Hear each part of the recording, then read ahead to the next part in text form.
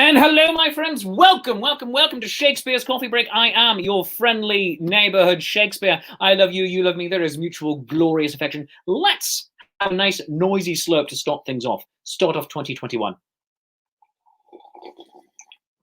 That's just good internet audio. I don't care who you are.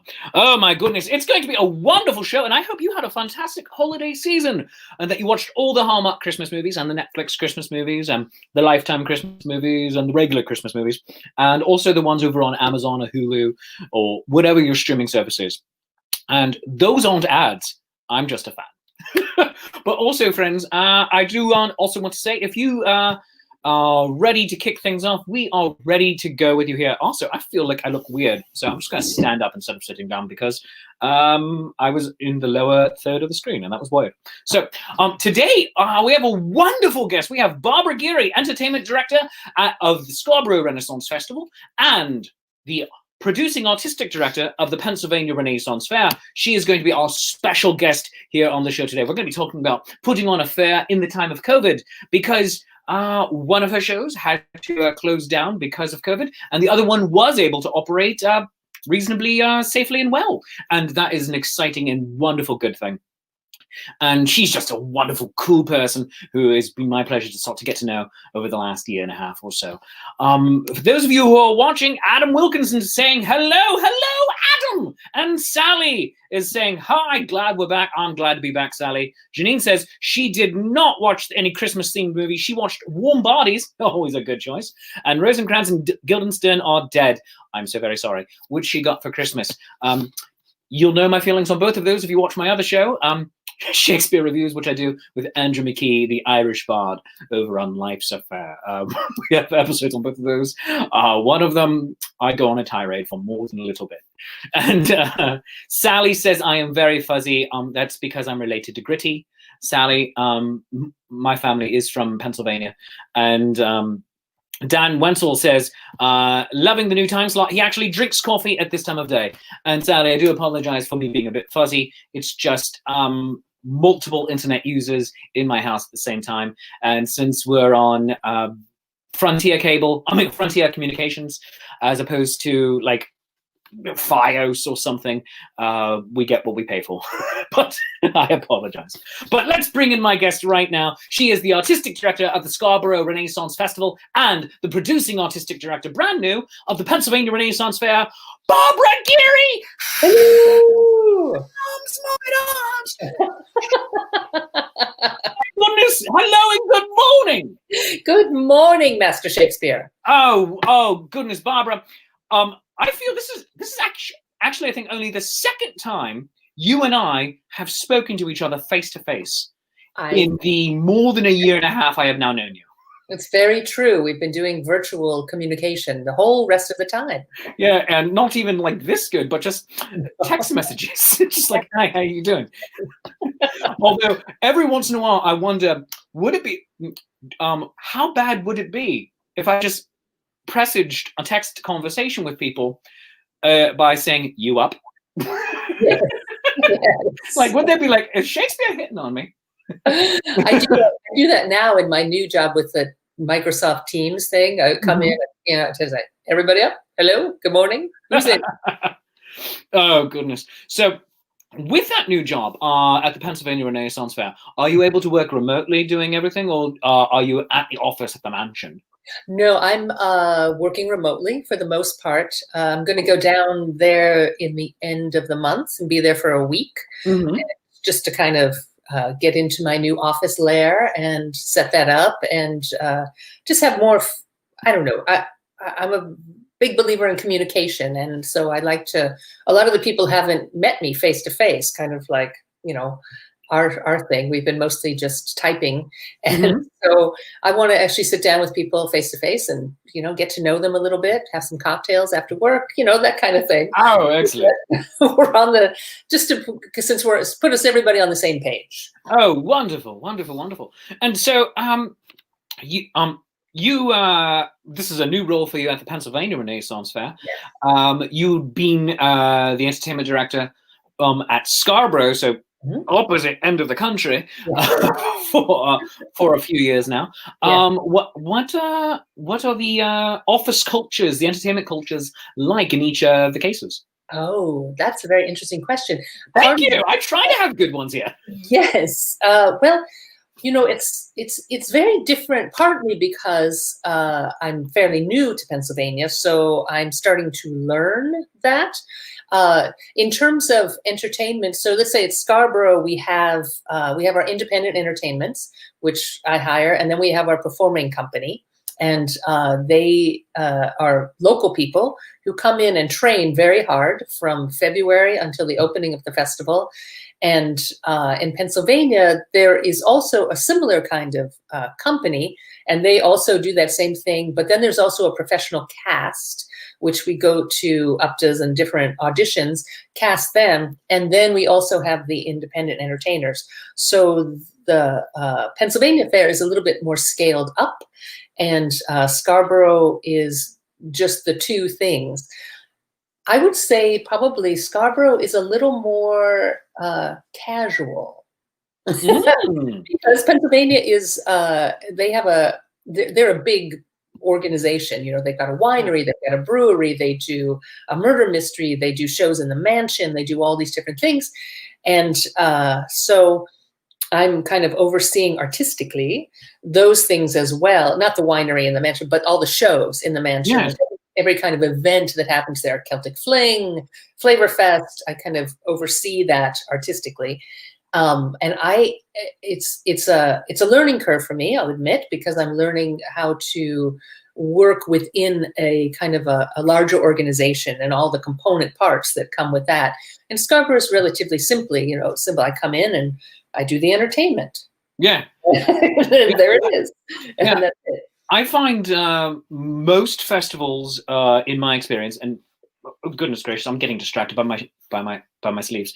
I find ADD time, people. Let's do this. All right. So I find that most festivals more or less follow the Scarborough model, and that Pennsylvania, which is actually the very first Renaissance festival I ever worked. Yes, perhaps you could work it again. Maybe someday. Your mouth to God's ears. Pennsylvania, which is the very first show I ever worked, is rather unique in as much that the original owner, when he was starting off, Chuck Romito, didn't really have a grand plan and much of an operating model of how to do a Renaissance fair, and brought in people who were, very theatrically oriented. And so it became a larger, like almost repertory company, as opposed to just being a Renaissance fair. And I think that is definitely one of its strengths, in as much that they're able to continue providing content to festival goers, but also general theater goers throughout the long year. When I was an actor there, that's how I started, full disclosure, we were only dark 3 months of the year. Right. Yeah. And when I first, I can't remember the year, it might have been 89. I played the Queen there. Oh my God! Holy! All right. I have not said this in over a year. I've been yearning to do it. Yes. I mean, I might have said it randomly, just like, oh, yeah, let's say it. Hold on. You might want to take out your earbuds. I'm going to be loud for just a second. Lords, ladies, gentles, all non-binary friends, I present to you the ruling regent of our realm, she who is the emerald in this sceptred isle we call England. Ruler of England, Ireland, Wales, France, technically, and sometimes, depending on the year, the colony of Virginia in the New World, Elizabeth, Regina, Gloriana, God save the Queen. Good day, my people. Oh, that felt so good. GSTQ. Oh, hashtag GSTQ. There we go. Boo, that's all we need to do today. That's all we need to do. All right, back to you. So you were the Queen in '89. I was. And so that was, they had brought in Gary Izzo from Sterling Oh my God. to create the program there. And so he kind of started the foundation of the company and all that. And I had worked at Sterling, and he asked me if I wanted to come down with him and play Elizabeth. So I did that year. Oh, that is so great. And Gary Izzo, literally wrote the book on how to perform interactive theatre. I think actually it's close to the title, Acting Interactive Theatre. And then also the other book, Art of Play, which I came, when I started working at that festival in 2001 or 2002, that was suggested, not required, reading by the then artistic director, Greg Ramsey. And which he was there during your time as well. So yes, he was. It's like, oh my gosh, everyone going back here. So oh my God, I just realized this year is 20 years, or the 20th anniversary. Well, I think it's actually both 20 years and 20th anniversary of me starting to work at Renaissance festivals professionally. There you go. Started in 2001, and oh my God. I know, I see pictures of myself from that year as the queen, and I'm like, oh my God, I was such a kid. I started as Shakespeare at 24 years old. And it wasn't like I was young, handsome Shakespeare. No, I looked very much like I do now, like all bald and everything. It's just like, and I got the gig because I was making fun of the previous Shakespeare, who was my boss. Yeah, Greg Ramsey decided he wanted to be Shakespeare in Act 4, and he was this gigantic 6'4" Thor-looking figure with long, flowing, luscious locks. He's like, "Hello, Your Majesty," and he has this deep voice. And like, go watch Hemsworth as Thor. Yeah, that's Greg. And he was like, "I am Shakespeare," and he would do this thing. He'd clap his hands and like do the hair acting of toss his hair back, and that became all of the entire cast's go-to move. Just like, let's just take the mickey out of the boss. And he hired me on after that season as a writer for the next, as a writer and director for the next year. And I'm sitting in the office just continually making fun of him. Just like, he's like, "Oh, you think you could do better?" I said, "Yes." Because I'm 24 and a schmuck. And we're in there, and one day he calls me into his office. "Hey, come over here." And I go in, he goes, "Give me a monologue." And give him a monologue, walked out. Okay. Next day, "Hey, come in here. Give me another monologue, different monologue." All right, cool. Because as most stage actors, you have 2 to 5 Shakespearean monologues queued up in your brain at any given moment. All right, let's go. And then we get through like 5 of them. Comes in, "Give me a monologue." And I gave him a sonnet as a monologue because that was something I was trying out. I'm like, let's do sonnets as monologues because I think they're fun. And he goes, "Oh, interesting. What was that?" And I told him. He goes, "Cool." Walk out. Give me a random sonnet that people don't know. And I'm like, "Oh, here's one." And he goes, "How many sonnets do you know?" I go, "I don't know, about 45 off the top of my head." And he's like, "Why?" I go, "Because I'm weird. I don't know. I work at a rent fair. You do the math, dude." And so he takes my headshot, and my head was shaven at the time. I had a goatee. And he just took a Sharpie and started coloring in like the Shakespeare bushy hair on the sides.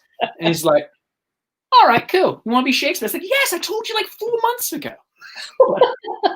He goes, "All right, cool. Start growing your hair." And I'm like, "All right, great." And then I did not know how much my baldness had excelled in the 2.5, 3 years it had been since I started shaving my head. And I'm like, "Oh no." But so yeah, I was a kid. I was 24 years old. And did they make you do back then? Because did they make you do blomos? Blomos? Yes, it's a promo that is kind of blows. Oh, like was I sent to a shopping mall? Yes. Yes, like because when I was Elizabeth, I got to go. They sent me to the Lebanon Bologna Fest to inspect bolognas. It's my best gig ever. I did not have to do that. No, I was sent to the outlets, and which is how I actually developed the character of Shakespeare. I was Oh, sent to the, I'm like, what do? I have no freaking clue. I'm like, all right, Shakespeare's very smart. He's wordy, he's witty, okay, but who is he? And it apparently turned out that Shakespeare considered himself a rock star. And this is 10 years before Something Rotten. So Shakespeare considered himself a rock star and was also incredibly emotionally needy. So I'd walk up to people and say, hello, I'm Will Shakespeare. I'm a celebrity and I love you. And it's like, okay. oh, it's such a weird thing. Oh, sorry, I didn't go ahead. No, please. No, it's like when you're performing and you're in this, like, the big getup and you go out to these things and you're completely out of context. It's so it's just weird. And either you have to make the bold choice and make those discoveries, like you made your discovery of your character, or you just kind of stand around. And it's very strange. But that's what we call them, blow-mos. I don't remember if they were called that when I was there or if that had gone away by that point. But like, I did so many random weird ones. Like, let's go to the outlet mall. Let's go to a school, not to do an assembly or anything, but just to kind of be there. So we were at Franklin Marshall College. Goodness gracious, who was Queen in Art 4? Kate Ramsey. So Kate Ramsey and I were at Franklin Marshall College, and Kate was an old hand at it by then, and I'm being Shakespeare, and we're just walking around the campus like, hello. And we had a couple of beefeaters with us, but we're just like, this is weird. And she goes, and then she kept egging me on, so she also helped me define who this is. Shakespeare, give me something. And so I would jump up on picnic tables and recite poetry, and then like leave. Like that was cool. That was the thing that happened. And then just keep walking. But I was under the tutelage for several years of John Williams, who I think also coincides with you. Yeah. He was our Blackfriars director. He's now co-owner of the New Jersey Renaissance Faire and the Lords of Adventure. But oh my God, you want to talk about committing to the character and then just interaction. Oh my gosh. It was never tire, never drop it. And if you don't know who your character is, the next interaction, they don't know who you are compared to the person you just talked to. So you didn't like that one? Switch it up. Now you're French. Whatever. And it's so interesting. When I first came to Scarborough, they had been the performing cast had been under a lot of rules, I think. And I think the rules made them afraid to make these big, bold choices and just try stuff and play, because they were afraid to get reprimanded or, whatever. And my whole thing is just go out there and experiment. And what I said, because when I used to be a mud beggar, and we would do it at Sterling, and we would do it, and Gary would we would do a thing in the morning greeting, and Gary would come up to us afterwards and be like, that was really funny. Don't ever do that again. and we'd be like, okay, we did it. And then, and that's what I said to the people at Scarborough. And that's what I hope to bring into Pennsylvania as well, is that I would love to at least once a day be able to say to you, that was very funny. Don't ever do that again. Because, I just really want people to play and experiment and make bold choices. And if it doesn't work, whatever, learn from it and move on. And on that, I got that note my very first year being Shakespeare. Good for you. So we were talking about the note, because no iPhones yet, 5 years pre-iPhone. Yeah. And they were still the cellular monstrosities. And please turn them off. It wasn't like silence them, it was turn them off. Right. And I was invited. I wasn't a regular at Queen's Court, but I was invited to go one day. And I'm like, oh my God, what should I do for a bit? What should I do for a bit? And I grabbed my old Nokia and a cricket bat. And I said, and martial law was like, lords and ladies, please have the turning off of your cellular monstrosities. I go, and if you, he goes, and I said, and then point at me, because Shakespeare's got a bit to add to that. He goes, all right. He goes, and if you don't, Shakespeare has something to say. I go, yeah. And I pulled it out of my pocket, tossed it up like a baseball, It's from the cricket bat.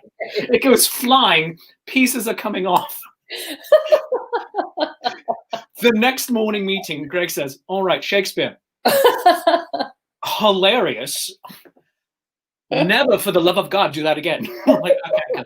I know. Now we should buy a bunch of burner phones. Oh my God. Paolo Garbanzo has a great bit of like, if someone's phone goes off, he's like, "This is mine now," but he'll pull out a burner phone from his pocket and throw that one to the backstage. Nice. But it's usually either a burner phone or an empty case. Good. It's like, oh, that's such a great bit. Like, no. And then he'll give him the phone back. But it's too funny. But just like, never do that again. But then I found a couple of years later when I became a stage act as opposed to just a member of the cast, you can get away with so much more on stage than you can in the lanes. Yes. In the lanes, I'm very historically accurate. On stage, I'm making the iPhone jokes. Like, nope. Right. Well, but that's the thing. The independent performers, they have a certain amount of leeway. Yeah. And so we encourage the cast to hold the line of period things. Part of the reason we ask them to hold the line is because the independents have that a little bit more leeway. Because, the audiences would not, I don't know, we're not living history. No. We're entertainment. But it is also, you do have to ride that line between entertainment and living history, because if it's just entertainment, then all right, what's the purpose of having the big dresses and the knights on horseback, etc., if you're not going to give some credence to the fact that you are in a different era?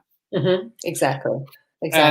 And then, of course, you make all if you're fast on your feet, or if you have them all in your pocket, make all the jokes about, I don't know anything about what you're talking about.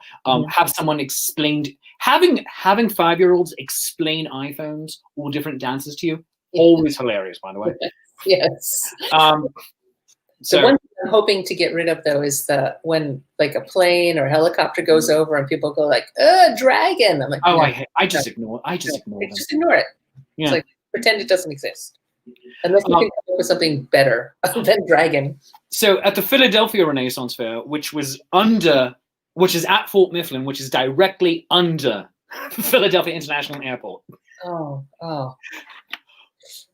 Throughout the 8-hour fair day, 45 planes go over you. Oh man. Yeah. Oh God. One person, and it was great the first day. Yeah. And then after that, Right. Da Vinci! Exactly. Something like that. That's great. But they're so loud that I give up trying to talk. So sometimes I'll just stand there and then continue. Other times I will stop talking but keep. Right. And that's how I save Christmas. And I will just try to think of a stupid, random non sequitur line to do when the plane, once it's gone far enough away. I love it. I love it. But if you have questions for Barbara Geary, Entertainment Director of the Scarborough Renaissance Festival and the Pennsylvania Renaissance Faire, put it into the comments section and I will bring them up on screen. So my first one for you is, you are the Entertainment Director of Scarborough right as COVID was becoming not just a big city problem, but starting to become an everywhere problem. And Scarborough had to cancel. And well done for you on that. Of taking everyone's safety into account for that. I don't know how deep you were in that decision-making tree, but I applaud you and Scarborough for that. At Pennsylvania, they were able to do the show to all accounts quite safely. They did it pretty well, yes. So moving forward, in this era where the vaccines are coming out, but not everyone is going to have access to it until sometime in the summer. Yes. How do you do a safe Renaissance Fair? Well, for Scarborough, because we opened April 10th, we are putting certain COVID measures in place, both for our participants, because there's about 1,500 people who live on site during the run of the festival, and also for our audience. So we are putting the masks will be required for. So let's just speak audience now, so that people coming through the gate, masks will be required. Social distancing as best you can. We're putting in all these different hand sanitizing stations. Hand sanitizer everywhere. Hand washing stations everywhere. So we're really ramping up opportunities for people to be able to be sanitary throughout the day. We're not asking our actors, our entertainers to enforce this. This is not their job. So we're going to have a few more, we're going to have a little bit more of a presence on staff to be able to ask people. It's like, hey, your mask's down. Could you put that up? Obviously, if you're eating or drinking, you don't have to have your mask on, but, put it up. And we're going to encourage people not to be walking around eating and drinking with their masks off. And a lot of it is because, you forget, and then you just forget you have your mask. So we just want to really encourage people to do that. For the participants, as for instance, entertainers on stages, they don't have to wear masks on while they're performing, but they do have to wear masks when they're going to or from their stage. And no audience volunteers coming up on stage. And you can't go into the audience to work with the audience, like to be really close. And Hat Pass is kind of put your basket on the end of the stage, do your thing. People can come up to you, put stuff in the baskets, but you can't go out into the audience to pass the hat. And if you do selfies and stuff like that, you can stand up on the stage. They can be below you, social distancing.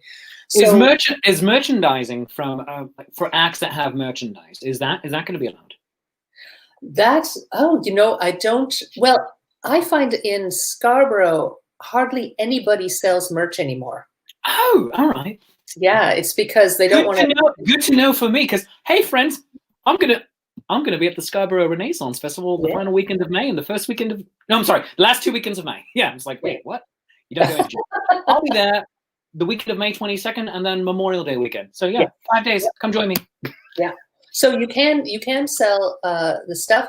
That's an interesting thing, because we have not, since most people don't sell anymore because they don't want to lug merchandise around anymore. Sure. We haven't really addressed that. That is a question I will have to ponder and consult with my upper management and GM and stuff, and see what we're going to do about that. And I'll get back to you on that. Oh, excellent. Very good. We have a question also from the crowd here. Yes. Saying many can't take the vaccine. I'm not sure if she means that. I'm not sure if Sally means that people actually won't be able to take the vaccine or just get access to it. Will proof of vaccine be required? Like have that little vaccine card that people are getting? No. Okay. Yeah. Okay. Good to know. And then. Pennsylvania, I heard, and I was doing an interview with Chase Treasure when I actually personally heard it as well. They did announcements every half hour, roughly, throughout all the PA systems of the festival, that make sure you're following social distancing, wear your mask properly, goes over the nose, etc. Will Scarborough also be doing something like that? No, they won't. There's going to be more signage around, because Scarborough doesn't really have a system of PAs all over the place. Very good. Pennsylvania is a little bit, with the paved lanes, and it's a little bit more like theme park oriented, whereas Scarborough is not really at all. And so it's going to be done more through signage, and there's going to be signs everywhere, just like, remember, do this thing, every food booth, and merchants will be able to enforce whatever they want for people coming into their shops. Like if they say, you have to, I only want one person at a time in my shop, or 2 or 3, or however they want to deal with it. That's really up to them. We're leaving it up to them, but they do have to enforce the mask rule and social distancing. All right. Very good. Yeah. I'm loving that there is a template already in place, and festivals, including both of those that you are now working with, can implement them and go forward and make this 2021 a much better year for most of us than 2020 was. Oh, goodness. It's a hard, it's so in flux, and we're we're all just trying this stuff out to try and keep people safe and to try and, help and yet still allow everyone to have a good time. Yeah. So since it's all new, a lot of it is, because we can't determine what our audience's behavior is going to be. Do you know? We can only lay out opportunity and to be clean and enforce what our rules are, and also be very clear about what the rules are, to put them out on the website and before, and e-blasts and all that. So when people come through the gate, they understand that these are the restrictions, and they can make the choice of whether to come or not. All right. Well, then that is all the best anyone can really do with it. So I would like to thank our special guest, Barbara Geary, for being on Shakespeare's Coffee Break today. Barb, by the way, were you drinking coffee this morning? I was. Right here in my beautiful mug. Oh, that is a gorgeous mug. Nice noisy slurp. I mean, it's just good internet audio. Everyone knows that. That's science. Oh, that's good. So I love it when the guests do it. What coffee are you drinking this morning? I make my own cold brew. And so I have a little cold brew and some oat milk. I've gotten into oat milk. Yeah. I'm not that into oat milk because I have a really good almond cashew milk I drink from Silk. Nice. It tastes really good. It tastes almost like whole milk. Have you ever done hazelnut milk in your coffee? No, I have not. Delicious. I usually drink the coffee black. Okay. And that's the thing I've been doing for 10 years or so now. I did it as a way to start losing weight. And then especially in the last couple of years, when I became allergic to dairy products, I'm just like, nope, we're done. Yeah. So black coffee is the way it is. And then I never really got into doing like almond milk in it, except for like if I'm the occasion at home making my own dairy-free lattes. Nice. Oh yeah, it's a good time. But you are welcome back on this show whenever you like, because you have stories to tell, and you are just engaging and entertaining. So thank you so very much for being on. And I'm just going to wrap up the show here. So stick around, and we'll talk right after the show's over. All right. So friends, this has been Shakespeare's Coffee Break. Special thanks again to our very special guest, Barbara Geary, Entertainment Director of the Scarborough Renaissance Festival and Producing Artistic Director of the Pennsylvania Renaissance Faire. And also, God Save the Queen, because she was queen in '89. And that is magical. Oh my God, that's 12 years before I started working at Renaissance festivals. So friends, this has been Shakespeare's Coffee Break. If you have enjoyed the show half as much as I've enjoyed making it, I've obviously enjoyed it twice as much as you have, and that's called maths. And whatever you feel the show is worth, a 1, a 5, a 10, for a 50, I will detail your car. No, I won't. That's a lie. Throw it into my hat. And by hat, I mean buy me a cup of coffee. Go to coffee.com/Shakespeare. That's ko-fi.com/Shakespeare and buy me a cup of joe. Also, you can become a Patreon of the arts by going to my Patreon, patreon.com/Shakespeare, and pledging whatever you like. $3, $5, $30. Many tiers are available, but right now, all of the tiers have the exact same privileges and rewards because money is tight for so many of us, and everyone deserves a little bit of the weirdness. I'm not going to say funny, because as soon as I say, hey, this show is funny, you can be like, no, it's not. You're a liar. And so let's not do that. So go do the thing. And then also go to shakespeareproves.com/shop, SHOPPE, to buy Shakespeare merchandise, including Fluffy Kitten Love Grenades, Out Damp Spot Removers, and digital editions of my comic book Julius Caesar, Beware the Eyes of March of the Penguins, and my album Are You There, God? It's Me, Shakespeare.